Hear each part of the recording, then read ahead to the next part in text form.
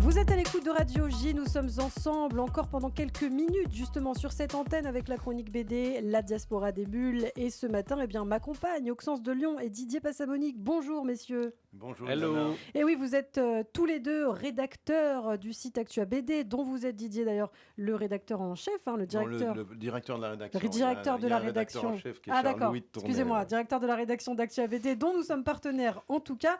Vous nous présentez bien sûr des ouvrages au quotidien sur Radio J et on va commencer par vous, Auxence. Aujourd'hui, pour changer un peu, nous aborderons un webtoon que vous avez sélectionné. Apparemment, il est question de magie. Je vous laisse prononcer le titre. Au secours. Alors, Anara Sumanara, donc, qui est autrement dit une sorte d'incantation magique qui, je pense, est équivalent à notre abracadabra. Qui est l'hébreu, abracadabra pour le coup. Ah bon ouais. On en parlera une autre fois. Ouais, c'est de l'hébreu. Aux côtés de Didier, on apprend toujours. Hein. C'est ça, exactement. Donc, il s'agit d'un nouveau webtoon, enfin, pas tellement nouveau, mais en tout cas qui a été traduit assez récemment. Donc, c'est un webtoon gratuit en 27 épisodes sur Webtoon France. Ça parle de quoi ? Alors, ça parle de Yoon Ai, une lycéenne qui vit seule avec sa petite sœur. Elle doit gérer à la fois la pression des concours, donc pour entrer dans les universités, et un travail alimentaire après les cours, sachant que son bailleur est quand même un peu terrifiant. Alors qu'elle sort de son travail, son argent s'envole et donc elle va faire la rencontre d'un magicien dans un vieux parc d'attractions un peu abandonné. Qui va s'adresser à elle en des termes un peu mystérieux. Alors j'ai trouvé utile donc de mettre un coup de projecteur sur cette œuvre car pour moi c'est quand même une vraie pépite de la plateforme Webtoon France. Un petit joyau visuel et narratif quand même. Donc l'auteur s'appelle Il Kwon Ha, donc il évoque un monde magique qui est un peu construit en miroir à la dureté de notre monde réel où il est question quand même de sujets assez durs, de pauvreté, de harcèlement, de violence, de solitude.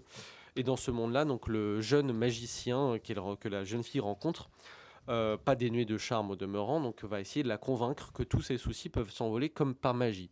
Donc, s'agit-il d'un charlatan ou d'un vrai magicien qui veut l'aider ? Alors, rapidement, comment il se démarque alors d'une offre quand même surabondante de webtoon ? Qu'est-ce qui fait sa singularité ? En fait, c'est qu'il est très surprenant. Donc, il a la rare qualité d'exceller sur les deux tableaux. À la fois celui de l'histoire qui est quand même traité avec beaucoup de poésie, des touches d'humour un peu loufoques. Et d'un autre côté, donc, c'est un terrain d'expérimentation graphique assez spectaculaire, donc tout y passe, tout est formé technique, format paysage, portrait, style peint, crayonné, photographique, etc.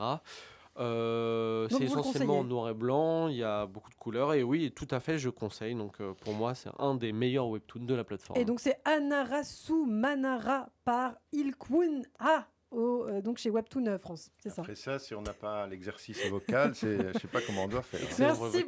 Merci beaucoup Auxence. Alors je me tourne vers vous Didier, on connaît le résultat des élections. Didier, bien sûr, nous sommes au lendemain du second tour, presque, et voici que l'on trouve encore en librairie toute une série d'enquêtes en BD autour des hommes politiques. Là, on a la présidence Macron sous enquête, mais il y a aussi un collectif de dessinateurs qui ont suivi la campagne.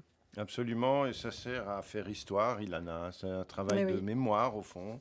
La BD a ceci d'intéressant, c'est qu'on peut raconter des choses subtiles qui ne sont pas forcément dans la réalité. Ici, évidemment, c'est une BD à charge contre Macron.